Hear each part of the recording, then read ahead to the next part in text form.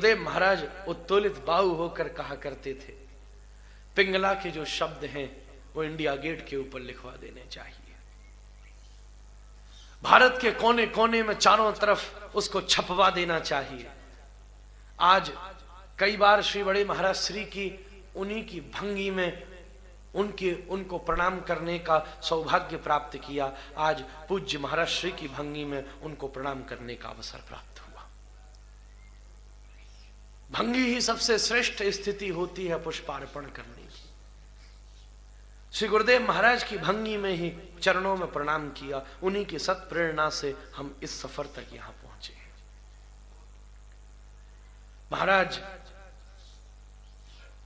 कहते स्पष्ट रूप से सब जगह इसको लिखवा देना चाहिए। पिंगला ने उत्तोलित बाहु होकर घोषणा करी है, आशा ही परमम दुखम नैराश्यम परमम सुखम। इस दुनिया में सबसे बड़ी दुख का कारण ही आशा है। ये हमारे लिए ये कर देगा, वो हमारे लिए वो कर देगा, अरे ये तो हमारे लिए इतना तो कर ही देगा, अरे ये हमारा कम से कम पोषण तो कर ही लेगा, हमने इसको 10 रुपया दिया है, जरूरत पड़ने पर ये कम से कम 8 रुपया तो कभी ना कभी हमें दे ही देगा। ये आशा ही सारे के सारे दुख का कारण है। पर जो आशाओं से निवृत्त हो जाता है वही जिंदगी में मस्ती को प्राप्त कर लेता है। जिसके मन में कोई आशा नहीं है, जो लुटाता चला जा रहा है, कोई आशा नहीं है, कोई एक्सपेक्टेशन नहीं है, जब कोई एक्सपेक्टेशन नहीं, नो एक्सपेक्टेशन। महाराज नो एक्सपेक्ट जस्ट रिस्पेक्ट। गुरुदेव कहते एक्सपेक्ट करने की कोई आवश्यकता नहीं है, सबका रिस्पेक्ट करते चलो। No expect just respect.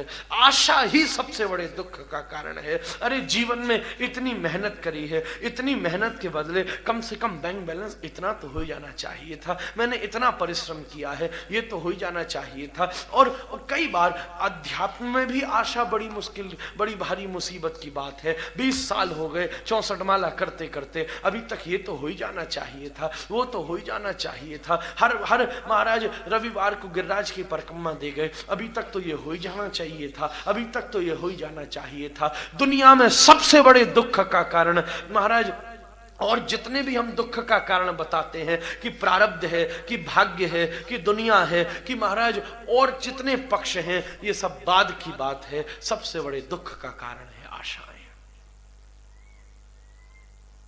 आशा ही परमम दुखम नैराश्यम परमम सुखम। जिसके भीतर नैराश्यता है, जिसके भीतर निराशा है, वही जीवन में सार्वभौम सुख को प्राप्त कर लेता है। इसलिए तुम एक काम करो, आशा ही परमम दुखम निविल्यवानेत्रे।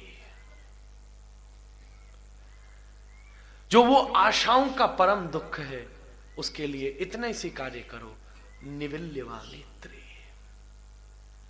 उन आशाओं से अपनी नेत्र को बंद कर लो।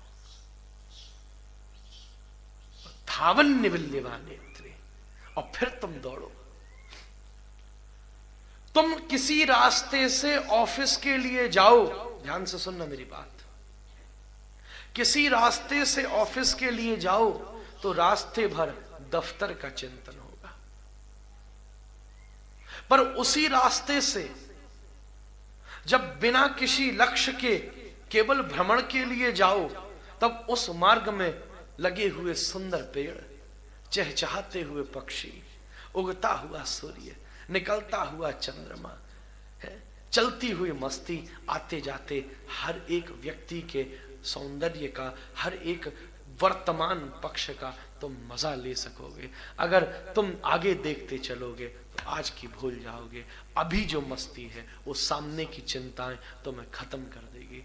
इसलिए आशाओं की इस आंखों को बंद करके और महाराज पिपासा के इस नैनों को खोल करके तुम वृंदावन में आओ। आशाओं की आंखों से आओगे, अहंकारों की आंखों से आओगे, कामनाओं की आंखों से आओगे तो केवल राधा रमण मंदिर में खड़ा दिखेगा। पर इन सब आंखों को बंद करके दौड़ते हुए प्रेम और विश्वास की आंखें खोल करके आओगे तो राधा रमण मंदिर में नाचता दिखेगा।